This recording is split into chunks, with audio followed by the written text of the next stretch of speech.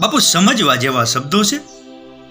ધન છે ને, ધન એ હંમેશા આપણું મિત્ર નથી હોતું, પરંતુ આપણો સાચો મિત્ર છે ને એ આપણું ધન છે, આપણી સાચી સંપત્તિ છે.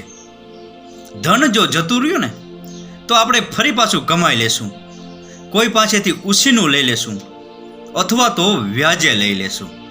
પરંતુ આપણી જિંદગીમાંથી જો આપણો સાચો મિત્ર જતો રહ્યો ને તો એના જેવો મિત્ર ફરી પાછો મળવો મુશ્કેલ છે. મિત્રો ઉપર ગુજરાતી ભાષામાં ઘણી બધી કહેવતો છે, જેમ કે મિત્રતા કરો તો શેવાળ અને પાણી જેવી, મિત્રતા કરો તો કૃષ્ણ અને સુદામા જેવી. અને એથી આગળ કહ્યું છે કે મિત્ર હેડા કીજીએ જો ઢાલ સરીખા હોય, સુખ મેં પીછે રહે ઓર દુઃખ મેં આગે હોય. આપણી પાસે ગમે તેટલું ધન હોય, એક તરફ ધનને રાખજો અને બીજી તરફ આપણા સાચા મિત્રને રાખજો. ધન કરતાં મિત્રો ઉપર વધારે ભરોસો કરજો, ધન કરતાં મિત્રને વધારે મહત્વ આપજો.